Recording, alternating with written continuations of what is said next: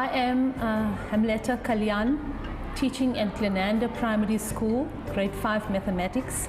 I'm also a learning area controller for mathematics at the school. Today I taught vectors to the learners. Right, we all remember what vectors are. So you're going to describe, give me the definition of vectors. What is a vector? A vector is a number that can fit in the given number that any remainder. Right, let's write that down. A vector, you'll say it for me. A vector is a number that can. Oh, that can, okay. Fit into A given number and have no remainders. Okay, give me an example of that. Give me an example, a simple, very simple example of that. Pule? 2 can fit into 8. So what number sentence would we use for that? Luca? What number sentence? No, Latando. 2 times 4 equals 8. But we are talking about numbers that fit into a number, so it cannot be multiplication, okay? It has to be divided. Okay, right, so give me the number sentence for division. Yes, for that example. 8 yes. divided by 4 Okay. equals 2. Right, so where do we see the factors there?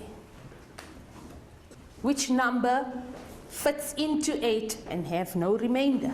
Yes. Number 2.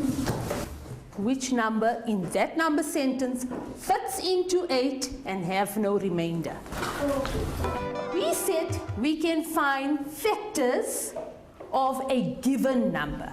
Now I'm going to give you a number, and my number is 18.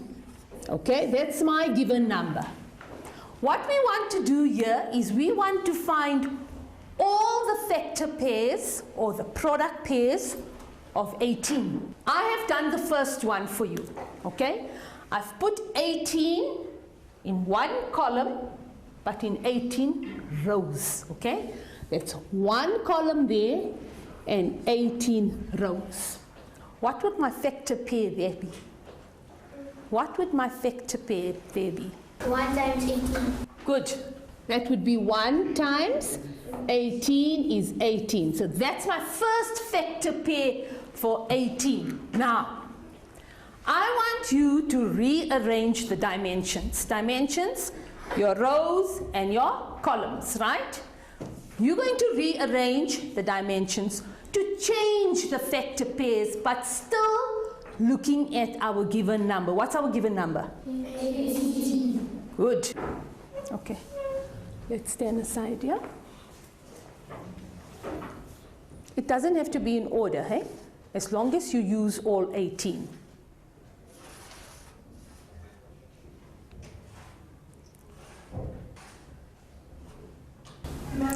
Numbers in 2 columns. Thank you. Is that correct? Yes. Can you all see that you can rearrange 18 in another way and still have to use all of them? Giving them real life experiences using objects, patch boxes, so that they may experience hands-on on how to develop their factor pairs. This would provide foundational knowledge for when they do fractions and later algebra. Right, now what I'm going to do is I'm going to give you boxes where you're going to arrange in different ways to find all the factors of the given number. Each of these bags have a given number. You are going to arrange in as many ways possible. Can you see we did as many as possible? When you stop, that means you can't do it anymore. Okay? And then you're going to arrange this. I'm going to give you a square sheet of paper where you're going to draw your rectangles and then write down your factor pairs next to each one.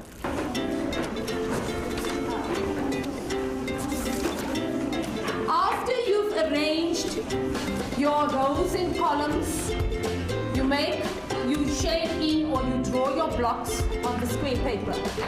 And then you rearrange and do that again as much as possible, okay? As many pairs you can find, you rearrange. Right, now here, arrange in rectangles, columns and rows.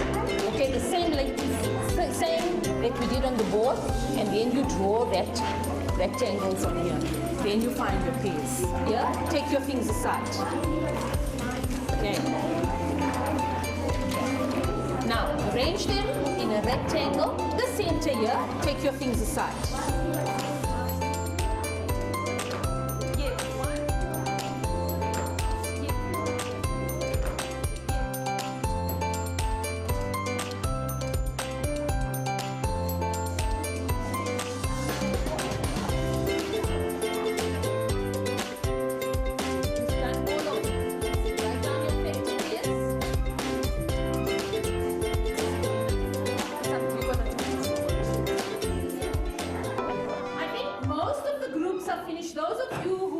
Busy, continue. What I'm going to do is I'm going to leave a worksheet for each one of you to complete.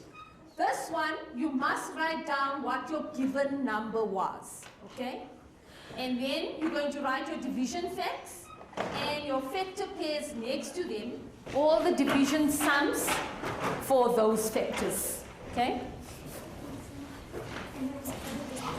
It doesn't matter, I've put extra lines there because everyone's got different numbers. So you fill in the number of sums that you have, okay?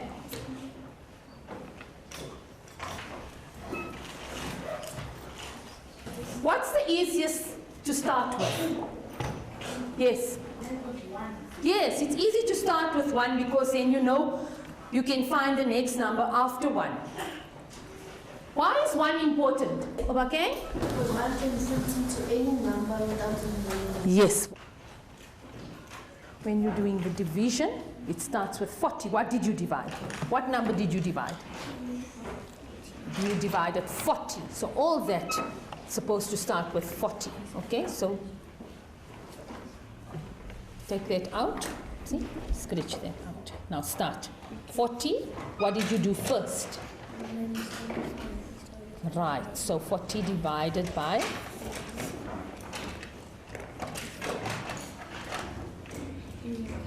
right, then what did you do next? You took 40 and put it in 2 groups. So then you write that. You were excellent.